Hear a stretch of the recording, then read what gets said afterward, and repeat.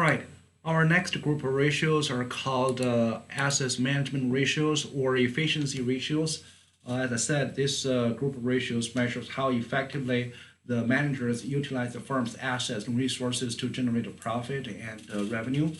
Okay, so the first important one I would say is actually laid down the bottom. It's called a total assets turnover ratio. That's a sales over total assets. Okay, so let me just write it on the board. So it's a sales over assets. So what do we expect from this ratio? Of course, you want the firm to generate as much of the sales as possible, while the assets is limited to a certain size. So you want a light assets to run a big corporation like Facebook. They only have one building and several employees and all the servers.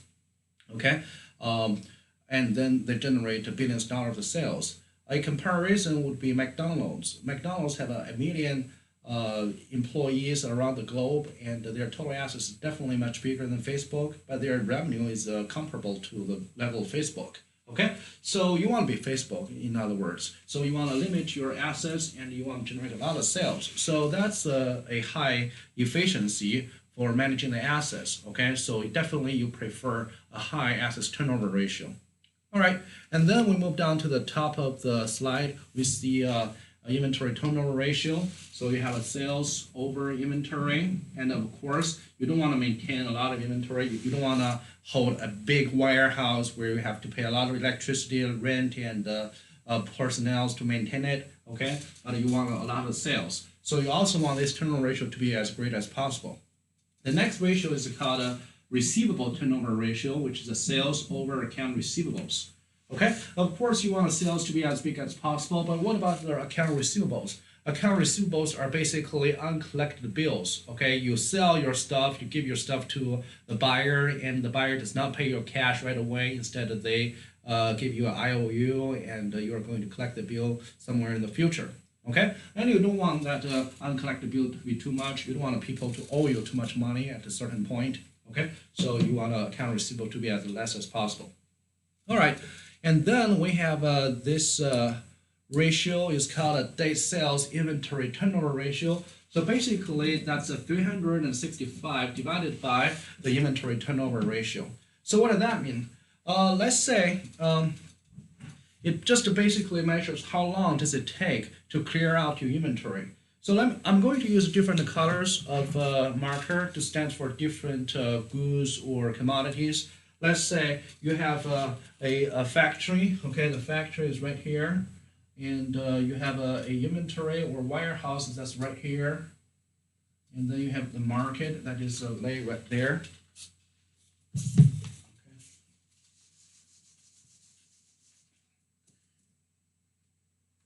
Okay.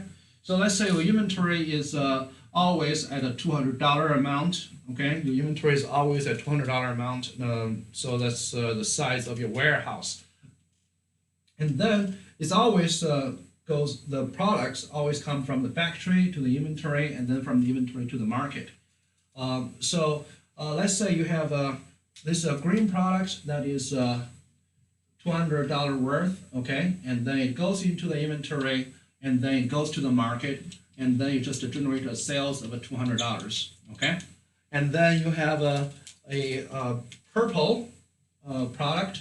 Okay, and then it goes to the inventory, and then it goes to the market. So basically, your inventory got replaced twice, right? The green one goes in and goes out, and then the purple one goes in and goes out. So that's another $200 sales.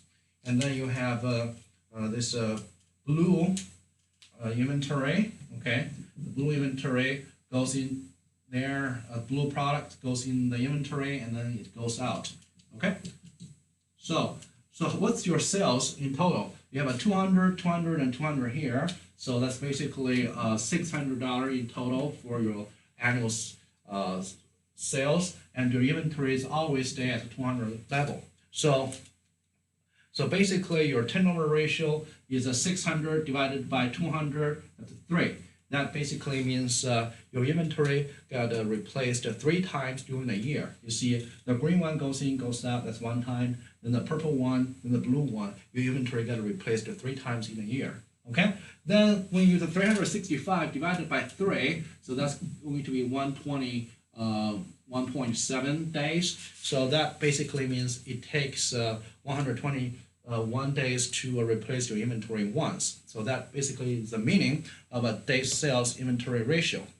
And you also have a day sale outstanding ratio or average collection period. It's the same idea. It's the same idea. So basically, when you sell your product and you get a account receivables for a certain size, and then you collect the bill. Okay. So let's say you have a 200. Again, you have a $600 sales. Okay, and your account receivable is $100. It's always $100 on the book. So people owe you money, get paid off, and then owe you money again, get paid off. So the size of the bill is always $100.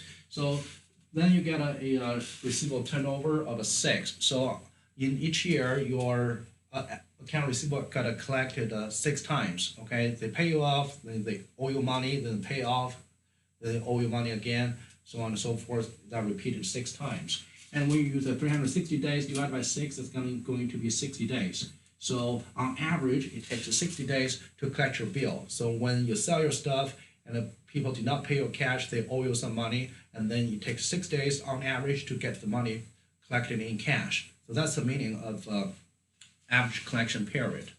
So this is assets turnover ratio. Okay, and then we move on to this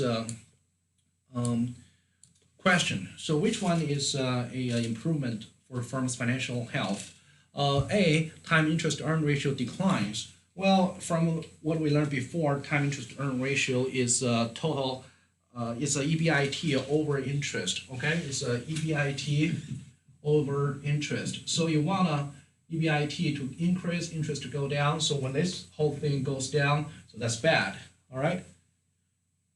Okay, and then day sales ratio increase.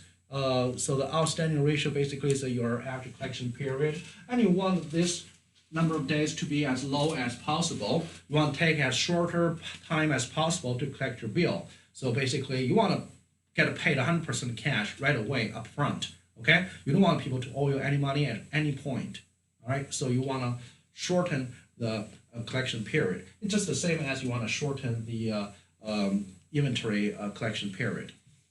Okay, and then the next one, quick ratio increases. That's good. So you have a more quick assets and less limited liabilities. Current liabilities. So that's good. So we should select C. And D is wrong because current ratio should increase as improvement, and E is wrong because total assets turnover ratio should increase as an indicator of improvement. Okay, so the answer is C. All right, the next group of ratios are called profitability ratios. So you need to know how to measure your profit.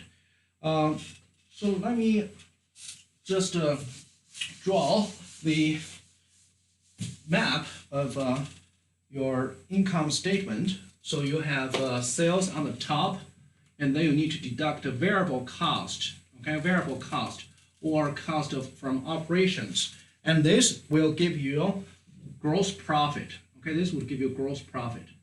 And you know that variable cost varies according to the volume of your production. Okay, and then you deduct the fixed cost, and then you deduct depreciation, and then you get an EBIT. And EBIT is also called operating profit. Okay, your gross profit basically can be at the firm level. Okay, what's the total gross profit for the entire year, or it could be at a per unit level, per unit of product. So if you produce one hamburger, you can get an idea what the gross profit is for each hamburger. Okay. However, for the operating profit, it definitely is at a firm level because you cannot really because the fixed cost and depreciation is occurring on the firm level. Okay. And to get the net profit margin, you also need to deduct interest, deduct taxes, and you get a net income. And this is also called a net profit. Okay, net profit. So if you use a gross profit divided by sales, that is called a gross profit margin. If you use EBIT divided by sales, it's called an operating profit margin. Okay, if you use the net profit divided by sales, that is called a net profit margin. Okay, the margin basically gives you an idea of a percentage of the the profit as a ratio of a sales.